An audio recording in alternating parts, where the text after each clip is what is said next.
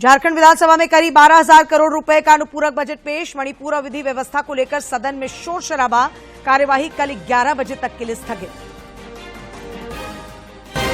विधानसभा परिसर में 74वें राज्यव्यापी वन महोत्सव में शामिल हुए मुख्यमंत्री। पौधारोपण कर प्रकृति संरक्षण का दिया संदेश। कहा, जलवायु परिवर्तन प्रकृति के साथ छेड़छाड़ का मूल कारण। लॉन बॉल वर्ल्ड चैंपियनशिप के लिए भारतीय टीम की घोषणा। झारखंड के 5 खिलाड़ियों को मिली जगह। यूथ कॉमनवेल्थ गेम्स में हिस्सा लेंगी झारखंड की एथलीट आशा किरण बारला। और 2 अगस्त तक पूरे राज्य में कहीं कहीं भारी बारिश की चेतावनी। आज भी राजधानी रांची समेत कई इलाकों में हुई बारिश, लेकिन प्रदेश में अब तक हुई कम बारिश ने किसानों की परेशानी बढ़ाई।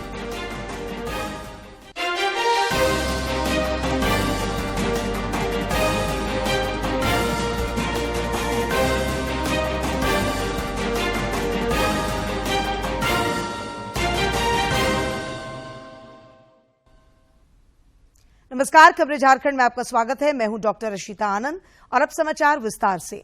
मणिपुर हिंसा मुद्दे पर विपक्षी पार्टियों के हंगामे के कारण आज भी संसद के दोनों सदनों की कार्यवाही बाधित हुई।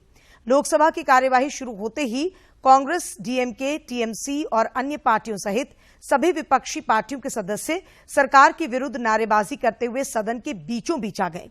वे इस मुद्दे पर प्रधानमंत्री नरेंद्र मोदी के बयान की मांग कर रहे थे। इस बीच अध्यक्ष ओम बिरला ने प्रश्नकाल चलाने की कोशिश की। इसी हंगामे के बीच अध्यक्ष ओम बिरला ने सदन की कार्यवाही 2 बजे और फिर दिन भर के लिए स्थगित कर दी।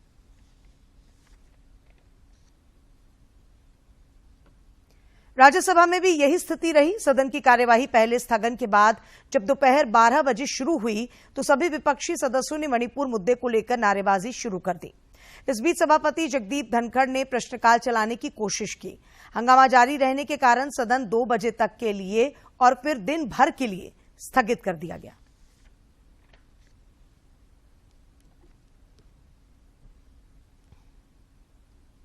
हंगामे के बीच संसद में कई महत्वपूर्ण विधेयक पारित किए गए। केंद्रीय मंत्री पीयूष गोयल ने कहा कि सरकार मणिपुर पर चर्चा के लिए तैयार है, लेकिन विपक्ष संसद सत्र के समय को खराब कर रहा है।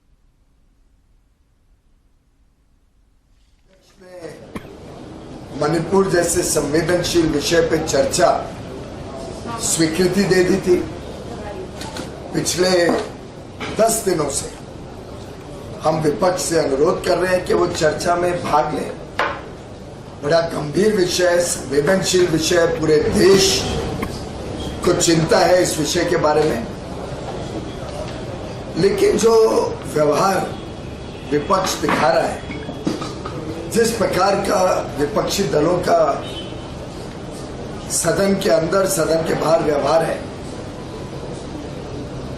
उससे हम सबको बहुत चिंता है। झारखंड विधानसभा के मानसून सत्र का दूसरा दिन भी आज काफी हंगामेदार रहा। सदन की कार्यवाही शुरू होते ही हंगामा शुरू हो गया। प्रश्नकाल हंगामे और विरोध के बीच प्रश्नकाल चला। सुदेश महतो, अमर बाउरी सहित विपक्ष के कई विधायकों ने झारखंड में विधि व्यवस्था को लेकर हेमंत सरकार को घेरा। वहीं सत्ता पक्ष ने मणिपुर घटना को लेकर भाजपा पर निशाना साधा और सवाल किए। हंगामे के बीच ही वित्तीय वर्ष 2023-24 का पहला अनुपूरक बजट भी पेश हुआ। वित्त मंत्री रामेश्वर उरांव ने 11,988 करोड़ का अनुपूरक बजट पेश किया। इसके बाद विधानसभा अध्यक्ष ने सदन की कार्यवाही को मंगलवार 11 बजे तक के लिए स्थगित कर दिया।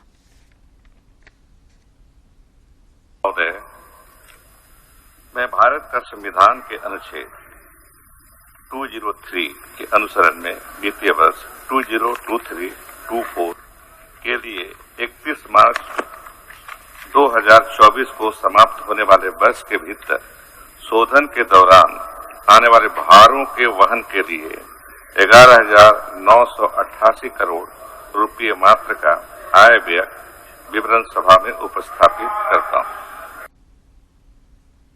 विधानसभा के मानसून सत्र के दूसरे दिन अनुपूरक बजट पेश होने से पहले सत्ता पक्ष और विपक्ष दोनों ने ही विधानसभा के मुख्य गेट पर प्रदर्शन किया। राज्य की विधि व्यवस्था और महिलाओं की सुरक्षा के मुद्दे को लेकर विपक्ष के सदस्यों ने तख्तियों के साथ मुख्य द्वार पर प्रदर्शन किया। वहीं सत्ता पक्ष के कई मंत्रियों और विधायकों ने मणिपुर के मुद्दे पर विधानसभा परिसर में प्रदर्शन किया।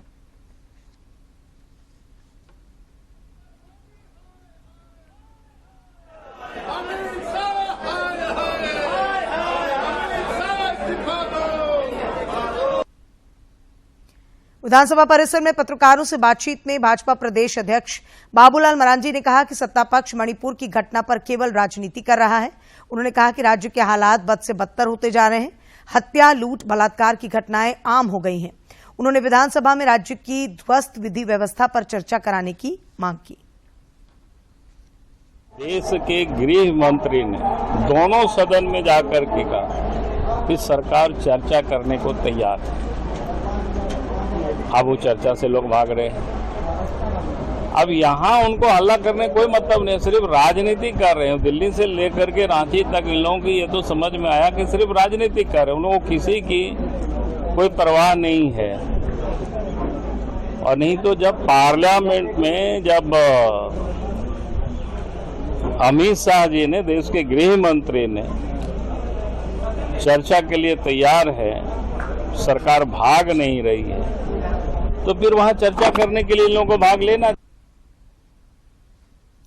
आजसू पार्टी के अध्यक्ष सुदेश कुमार महतो ने कहा कि सरकार सदन में मूल विषयों पर चर्चा करने से भाग रही है। उन्होंने कहा कि राज्य में बिजली व्यवस्था लचर हो गई है, अधिकांश ट्रांसफार्मर खराब हो चुके हैं, फिर भी सरकार इन विषयों को दरकिनार कर रही है। ट्रांसफार्मर गांव में खराब पड़े हैं, जैसे महीना साल भर से ट्रांसफार्मर खराब है। पूरे 3.5 साल में सरकार ने अभी तक एक ट्रांसफार्मर और इसका कहीं न कहीं गांव के लोगों को पड़ रहा है बिजली की पूरी व्यवस्था पड़ी। अगर ऐसे मूल विषयों के साथ तर्क के साथ गवर्नमेंट आए सामने और आवश्यकता को फुलफिल करे तो समझ में आता है। इस बीच मंत्री मिथिलेश ठाकुर ने विपक्ष पर निशाना साधा। पत्रकारों से बातचीत में उन्होंने कहा कि विपक्ष लोकतंत्र की मर्यादा को कायम नहीं रहने देना चाहता। चाहे विधानसभा का सत्र या उसके अन्य दिनों में भी इनकी इसी तरह की कहा जाए तो ये आदतों में शुमार हो गया है इनके। ये कहीं से भी लोकतंत्र की मर्यादा को कायम नहीं रहने देना चाहते हैं। संविधान के साथ खिलवाड़ करते हैं। इसके बारे में जनता इन्हें देख रही है और जनता इन्हें समय पर नहीं। भाजपा विधायक जेपी पटेल ने भी सरकार की कार्यशैली पर सवाल उठाए। उन्होंने कहा कि राज्य सरकार झारखंड के विकास को लेकर गंभीर नहीं है। शिक्षा विभाग जैसे जगहों पर लंबे समय से पद खाली हैं। ये है कि हमको काम नहीं करना। सरकार कभी नहीं चाहती कि हम झारखंड का विकास करें, क्योंकि मालूम होगा कि लंबे समय से शिक्षा विभाग में सैकड़ों पद। मुख्यमंत्री हेमंत सोरेन से आज झारखंड विधानसभा स्थित मुख्यमंत्री कक्ष में योगदा सत्संग आश्रम रांची के स्वामी ईश्वरानंद गिरी ने मुलाकात की। मुख्यमंत्री से ये उनकी शिष्टाचार भेंट थी। मौके पर मुख्यमंत्री को स्वामी ईश्वरानंद गिरी ने स्मृति चिन्ह भी भेंट किया। इस अवसर पर स्वामी निश्चलानंद एवं स्वामी आदित्यानंद मौजूद थे।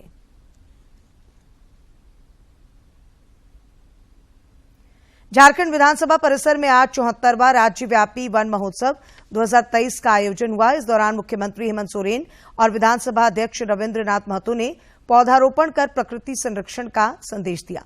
मुख्यमंत्री ने कहा कि प्राकृतिक व्यवस्थाओं के साथ छेड़छाड़ जलवायु परिवर्तन का मूल कारण है। उन्होंने कहा कि हर किसी को वृक्ष लगाने के साथ दूसरों को भी इसके लिए प्रेरित करना चाहिए।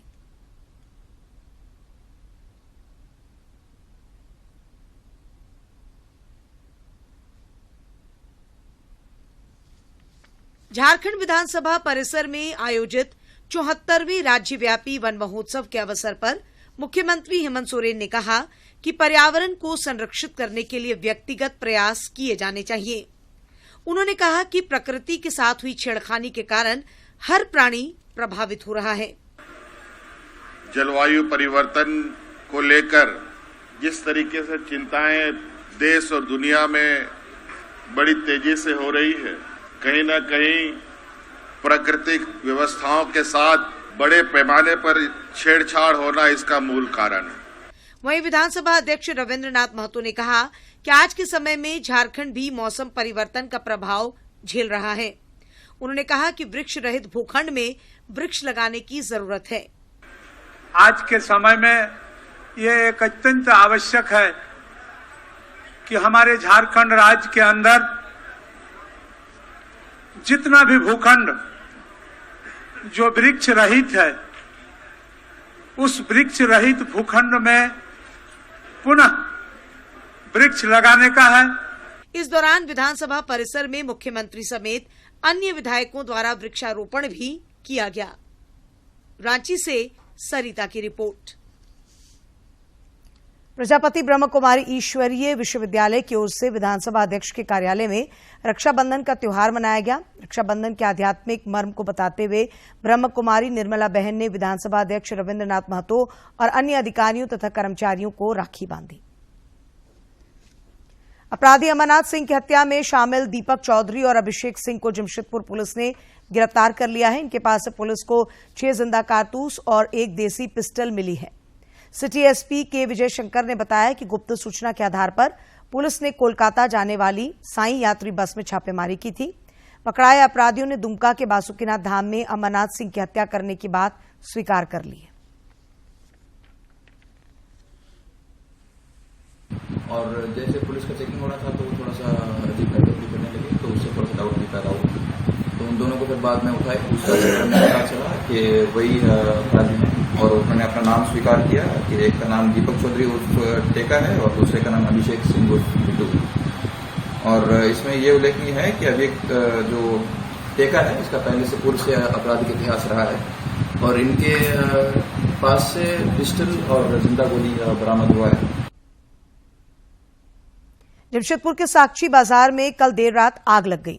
आग ने 4 दुकानों को अपनी चपेट में ले लिया, जिस वजह से लाखों का नुकसान हो गया। हालांकि सूचना मिलते ही दमकल गाड़ी मौके पर पहुंची और कड़ी मशक्कत के बाद आग पर काबू पाया।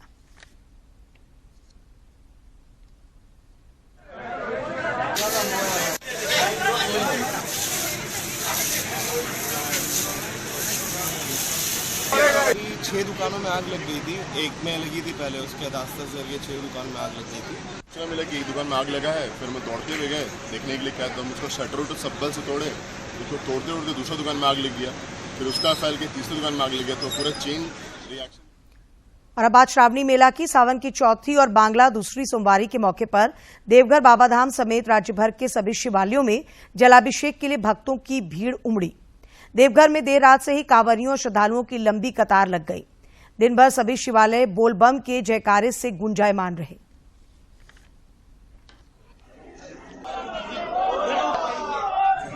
ये पुरुषोत्तम मास जो अधिक मास हुआ है, इसके कारण से इसमें डबल जो है कि भक्तों के लिए डबल उपकार होता है। इसमें त्रयोदशी में सबसे ज्यादा ये भीड़ जो है यूपी एमपी वालों की पुरुषोत्तम मास में वो तेरस का ही लगता है। तेरस का मेला आज वो लोग मान रहे हैं, तो तेरस का आज मेला लगेगा और इसका अपना विशेष महत्व है। हम लोगों की ओर से जो पहले व्यवस्था बनाई गई थी उसी व्यवस्था को और सुचारू रूप से और श्रद्धा बनाते हुए हमारा प्रयास है कि बाबा के जो भक्त हैं वो जलार्पण अच्छे से कर सके, बाबा का दर्शन कर सकें। सावन महीने की चौथी सोमवारी के अवसर पर आज खूंटी के आमरेश्वर धाम ने ब्रह्म मुहूर्त से ही भक्तों ने जलाभिषेक किया। जिला प्रशासन और मंदिर प्रबंधन समिति ने भक्तों की भारी भीड़ को देखते हुए सुरक्षा के विशेष प्रबंध भी किए थे। सावन के महीने में खूंटी के आमरेश्वर धाम में दूर दराज से भक्त बाबा के दर्शन के लिए आते हैं। चौथी सोमवारी के मौके पर रात 1 बजे से ही भक्त पंक्तिबद्ध होकर पट खुलने का इंतजार करते रहे। सुबह मंदिर का पट खुलते ही बोल बम के उद्घोष से मंदिर प्रांगण गुंजयमान हो गया। हम लोग बाबा का दर्शन हो जाए और बाबा से जो भी मनोकामना हम लोग मांगते वो अवश्य पूरी होती है। आमरेश्वर धाम में कांवरियों को किसी प्रकार की कोई दिक्कत न हो, इसके लिए जिला प्रशासन, मंदिर प्रबंधन, स्वयंसेवक और एनसीसी कैडेट हर जगह तैनात हैं। वॉलंटियर मधुसूदन सोनी ने बताया कि चौथी सोमवारी पर सुबह से ही भक्तों का तांता लगा हुआ है। समिति भक्तों की सुरक्षा और स्वच्छता का खास ख्याल रख रही है। यहाँ पर सुबह 4 बजे से पंक्ति लगी हुई है और जब से पट खुला है तब से भीड़ ही लगातार आ रही है और करीब आधा किलोमीटर की भीड़ लगातार बनी हुई है। लोग आ रहे हैं, पूजा कर रहे हैं। विधि व्यवस्था में, प्रबंधन के अनुसार हम लोग विधि व्यवस्था में लगे हुए हैं और हम लोग अपना ड्यूटी कर रहे हैं। आमरेश्वर धाम में बाबा पर जलाभिषेक करने के लिए कांवरिये बनई नदी से जल उठाते हैं। सावन महीने में नदी से लेकर मंदिर प्रांगण तक के रास्ते में दोनों ओर फूल, प्रसाद, नारियल और अगरबत्ती की दुकानें लगी रहती हैं। खूंटी से ज्योत्सना शीला की रिपोर्ट। सावन के महीने में कलाकार भी बाबा भोलेनाथ के रंग में रंगे हैं। जमशेदपुर के गायक अजीत अमन ने इसी पर आधारित एक वीडियो आज लॉन्च किया।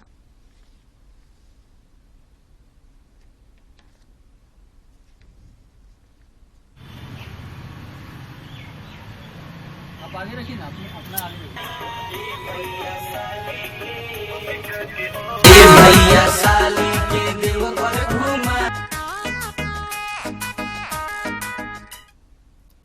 मुख्यमंत्री हेमंत सोरेन से Jharkhand state kick boxing association के एक प्रतिनिधि मंडल ने आज मुलाकात की।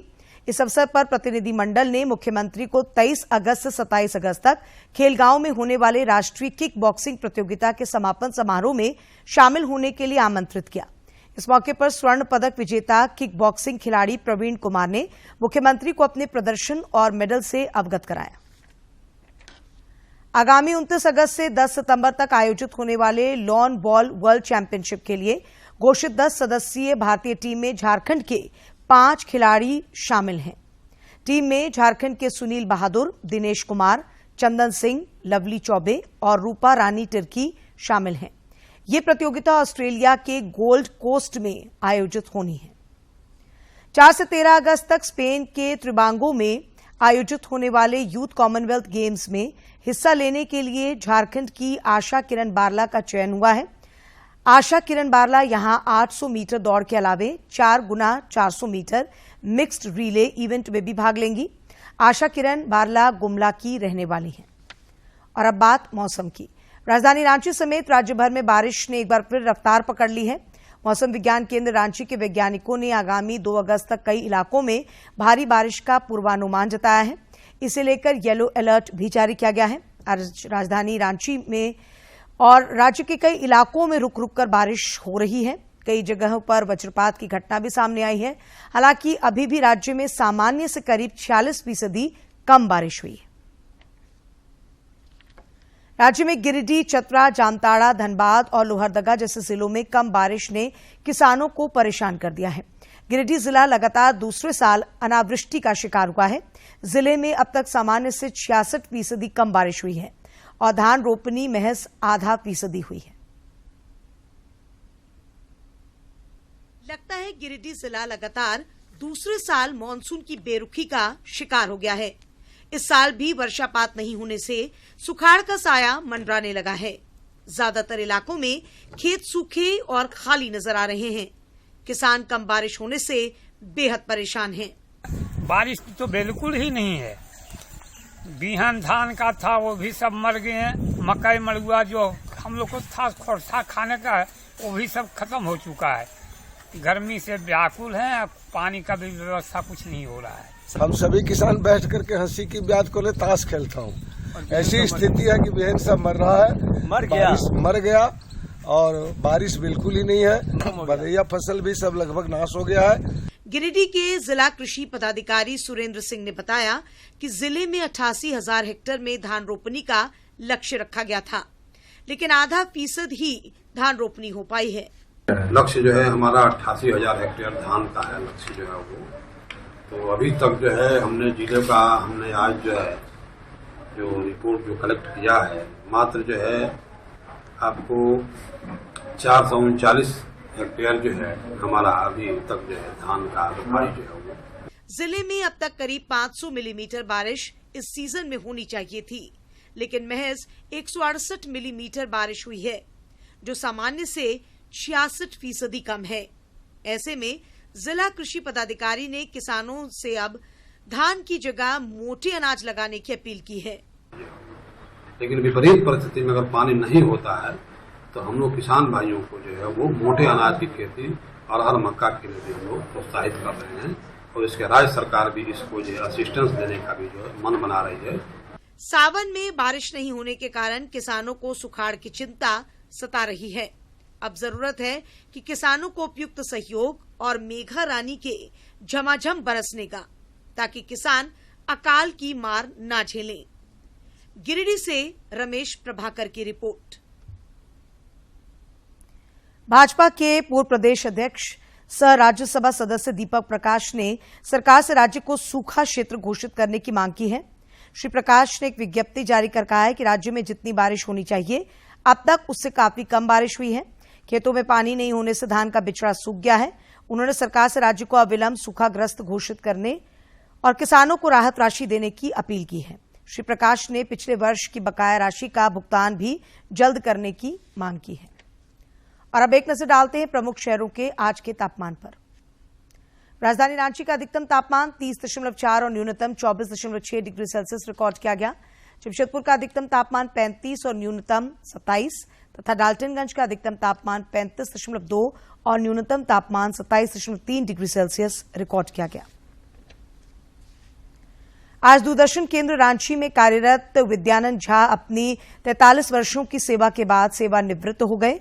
2 फरवरी 1990 से ये दूरदर्शन में कार्यरत थे। उनकी सेवानिवृत्ति के मौके पर केंद्र प्रमुख रंजीत कुमार राव समेत तमाम अधिकारियों और कर्मचारियों ने उनके उज्जवल भविष्य की कामना की।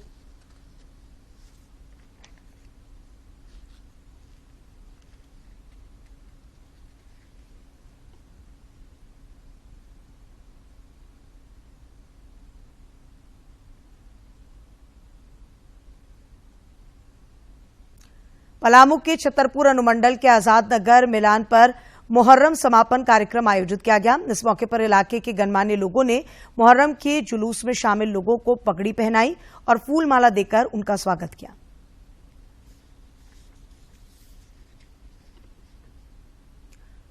और अब कुछ खबरें राज्य के विभिन्न जिलों से।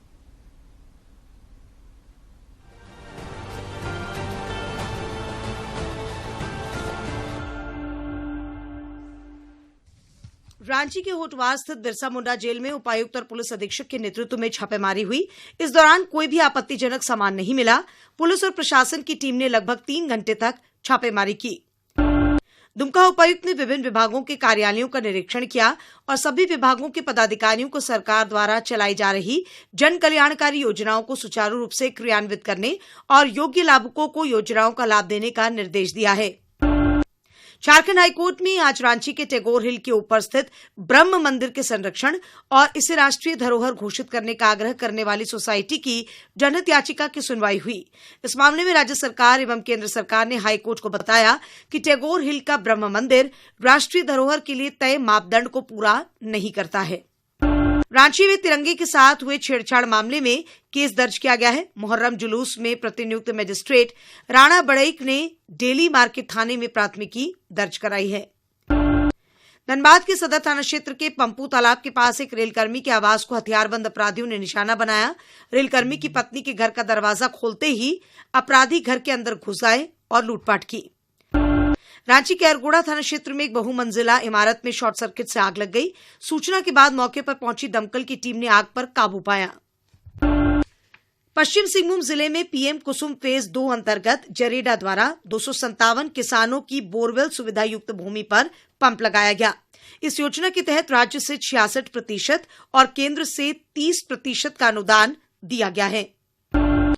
देवघर में चल रहे राजकीय श्रावणी मेला के अवसर पर सुरक्षा के दृष्टिकोण से शिवलोक मैदान में पंडाल निर्माण करने वाले कर्मियों और सुरक्षा कर्मियों को अग्निशमन यंत्रों का आग लगने पर कैसे प्रयोग करें, इसकी जानकारी दी गई ताकि किसी भी प्रकार की आपदा से तुरंत निपटा जा सके।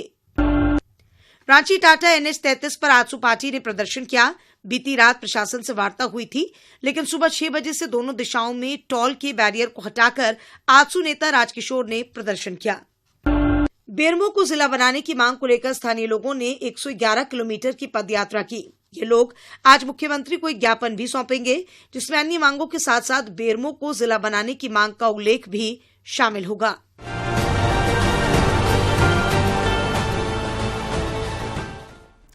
पच्चीस से 31 जुलाई तक रांची में ORS सप्ताह मनाया गया। Indian academy of paediatric Ranchi की ओर से कार्यक्रम आयोजित कर लोगों को ORS की महत्ता बताई गई। कार्यक्रम में डॉक्टर मीता पॉल, डॉक्टर प्रेम रंजन कुमार, डॉक्टर अनीता कुमार, डॉक्टर राकेश कुमार सहित कई चिकित्सक उपस्थित थे।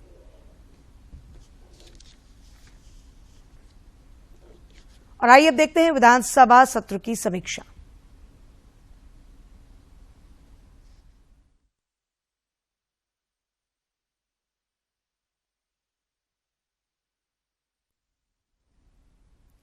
झारखंड विधानसभा के मानसून सत्र का दूसरा दिन काफी हंगामेदार रहा। सदन की कार्यवाही शुरू होते ही हंगामा शुरू हो गया। पूरा प्रश्नकाल हंगामे और विरोध के बीच ही प्रश्नकाल चला। सुदेश महतो, अमर बाउरी सहित विपक्ष के कई विधायकों ने झारखंड में विधि व्यवस्था को लेकर हेमंत सरकार को घेरा। वहीं सत्ता पक्ष ने मणिपुर घटना को लेकर भाजपा पर निशाना साधा और उससे सवाल किया। मानसून सत्र के दूसरे दिन हंगामे के बीच ही वित्तीय वर्ष 2023-24 का पहला अनुपूरक बजट भी पेश हुआ।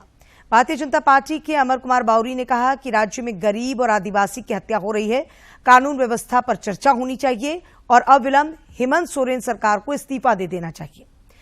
इससे पहले श्री यादव ने मणिपुर का मुद्दा उठाते हुए कहा कि मणिपुर में हिंसा के दौरान प्रधानमंत्री मोदी ने कई बार मन की बात की, लेकिन मणिपुर मामले में चुप्पी साधी रही। इसके बाद सदन में काफी ज्यादा हंगामा शुरू हो गया। उधर भाजपा विधायक वेल में आ गए और हेमंत सरकार हाय हाय के नारे लगाने लगे। विधानसभा अध्यक्ष श्री महतो ने पहले सभी से अपने अपने आसन पर जाने की अपील की। इस बीच उन्होंने जयप्रकाश भाई पटेल पर चुटकी लेते हुए कहा कि अखबारों की सूचना के मुताबिक आप सीट पर बैठिए और आप सभी विधायकों को अपने अपने सीट पर ले जाएं। यह आपकी पहली परीक्षा होगी। हंगामे और नारेबाजी के बीच भाकपा माले के विनोद सिंह ने सरकार से सवाल किया कि रेप और पॉक्सो में सजा की दर 25% से कम है। उन्होंने ये भी पूछा कि राज्य में 90% थानों में एक भी महिला दारोगा नहीं है। ऐसे में क्या महिला दारोगा पद के लिए आरक्षण का प्रावधान होगा? इसके जवाब में राज्य के संसदीय कार्य मंत्री रामेश्वर उरांव ने कहा कि महिला दारोगा पद के लिए किसी तरह का आरक्षण का प्रावधान नहीं है। हालांकि थानों में महिला दारोगा के रिक्त पदों को भरने की कवायद जरूर की जाएगी। विधानसभा अध्यक्ष ने सदन को व्यवस्थित करने का हर संभव प्रयास किया, लेकिन उन्होंने आखिरकार 11:19 पर सभा की कार्यवाही 12 बजे दिन तक के लिए स्थगित कर दी। सदन की बैठक जब दोबारा शुरू हुई तो शून्यकाल और ध्यानाकर्षण चला। शून्यकाल में कांग्रेस के अंबा प्रसाद ने कहा कि राज्य स्तरीय पंचायत सचिवालय स्वयं सेवक संघ के बैनर तले स्वयं सेवक संघ अपनी 5 सूत्री मांगों और मुख्यमंत्री से वार्ता पंचायत सचिवालय स्वयं सेवक का समायोजन, उनको स्थायी कर मानदेय लागू करने और पंचायत सचिवालय स्वयं सेवक का नाम बदलकर पंचायत सहायक करने की मांग को लेकर विगत कई दिनों से राजभवन के समीप धरना प्रदर्शन कर रहा है। इसलिए वो ये मांग करती हैं कि राज्य स्तरीय पंचायत सचिवालय स्वयं सेवक संघ की 5 सूत्री मांगों को पूरा करने के लिए सहानुभूतिपूर्वक सरकार विचार करे। इसके अलावा अन्य विधायकों ने भी जन समस्याओं से जुड़े मुद्दों को शून्यकाल में उठाया। विधायक सरयू राय ने शिक्षा विभाग से जुड़ा ध्यानाकर्षण सवाल किया और कहा कि राज्य में 40,000 प्राइवेट स्कूल चल रहे हैं, लेकिन आरटीआई की नई शर्तों के कारण इन स्कूलों का संचालन कर पाना मुश्किल हो रहा है। जवाब में प्रभारी मंत्री मिथिलेश ठाकुर ने कहा कि आरटीआई की यह नियमावली 2010 में बनी है। ऐसे में उनके पहले के सरकारी स्कूलों में यह नियम लागू ही नहीं होता है और नया प्राइवेट स्कूल को भी 3 साल का समय दिया गया है। कुछ कठिन शर्तों और संथाल परगना मामले संशोधन पर सरकार विचार कर रही है। इसी बीच विधायक सीपी सिंह ने चुटकी लेते हुए पूछा कि क्या कोई मंत्री आ गए हैं। उस पर मंत्री ने भी मजाकिया अंदाज में जवाब दिया कि आपसे ही प्रेरित हैं। आप तो बुढ़ापे में जवान हो रहे हैं, बालों में रंग लगा रहे हैं, हम तो जवानी में जवान रह रहे हैं। इस पर श्री सिंह ने कहा कि आपने अलग से बाल लगवाए हैं। श्री सिंह और मिथिलेश ठाकुर के इस बातचीत में सदन में खूब ठहाके भी लगे। इस बीच वित्तीय वर्ष 2023-24 का पहला अनुपूरक बजट भी पेश हुआ। राज्य के वित्त मंत्री रामेश्वर उरांव ने 11,988 करोड़ का अनुपूरक बजट पेश किया। इसके बाद विधानसभा अध्यक्ष श्री महतो ने सदन की कार्यवाही को मंगलवार 11 बजे तक के लिए स्थगित कर दिया। और अंत में मुख्य समाचार एक बार फिर। झारखंड विधानसभा में करीब 12,000 करोड़ रुपए का अनुपूरक बजट पेश। मणिपुर और विधि व्यवस्था को लेकर सदन में शोर शराबा। कार्यवाही कल 11 बजे तक के लिए स्थगित। विधानसभा परिसर में 74वें राज्यव्यापी वन महोत्सव में शामिल हुए मुख्यमंत्री। पौधारोपण कर प्रकृति संरक्षण का दिया संदेश। कहा जलवायु परिवर्तन प्रकृति के साथ छेड़छाड़ का मूल कारण। लॉन बॉल वर्ल्ड चैंपियनशिप के लिए भारतीय टीम की घोषणा। झारखंड के 5 खिलाड़ियों को मिली जगह। यूथ कॉमनवेल्थ गेम्स में हिस्सा लेंगी झारखंड की एथलीट आशा किरण बारला। और 2 अगस्त तक पूरे राज्य में कहीं कहीं भारी बारिश की चेतावनी। आज भी राजधानी रांची समेत कई इलाकों में हुई बारिश, लेकिन प्रदेश में अब तक हुई कम बारिश ने किसानों की परेशानी बढ़ाई।